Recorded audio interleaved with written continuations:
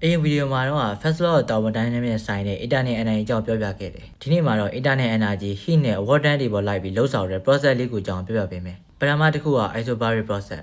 isobaric ဆိုတဲ့စကားလုံးက Greek ဘာသာစကားကနေစဉ်းစားလာတာဖြစ်ပြီးတော့ iso ကတူသောလို့အဓိပ္ပာယ်ရပြီး baric ကတော့ဖိအားလို့အဓိပ္ပာယ်ရတယ်။အင်္ဂလိပ်လိုတိုက်ရိုက်ဘာသာပြန်မယ်ဆိုရင်တော့ same pressure ဒါမှမဟုတ် constant pressure လို့ဘာသာပြန်လို့ရတယ်။ဘာဖြစ်လဲဆိုတော့ isobaric process မှာဆိုရင် pressure မပြောင်းလဲဘဲနဲ့ constant ဖြစ်နေလို့ပဲဖြစ်တယ်။ပထမဆုံးအနေနဲ့ pressure အကြောင်းအရင်ပြောအောင် You sound as though you're feeling the pressure.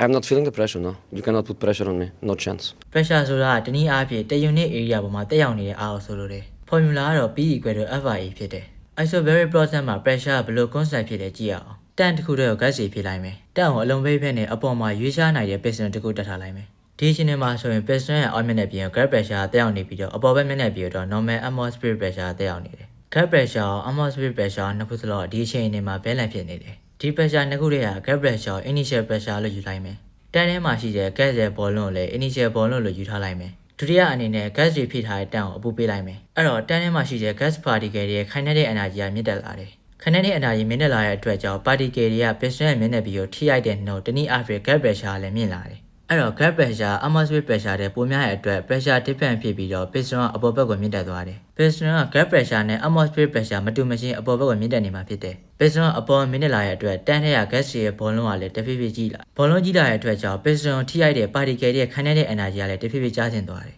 အဲ့တော့ gas pressure ကလည်းကျဆင်းသွားပြီးတော့ atmospheric pressure နဲ့ပြန်တည်သွားတယ်ပထမအခြေအနေနဲ့ဒုတိယအခြေအနေကိုနှိုင်းယှဉ်ကြည့်မယ်ဆိုရင် gas ရဲ့ volume ကတော့ကြီးလာတယ်ဒါပေမဲ့ initial pressure နဲ့ final pressure ကတော့နောက်ဆုံးမှပြန်တူနေတယ်ဒီ pressure volume graph မှာဆိုရင် pressure တညီတည်းဖြစ်နေပြီးတော့ volume တစ်ခုတည်းကပဲများလာတာဖြစ်တယ်အဲ့ဒါကြောင့် isobaric process ရဲ့အလုပ်ပြမြောက်မှု work done မှာဆိုရင် pressure constant ဖြစ်တယ်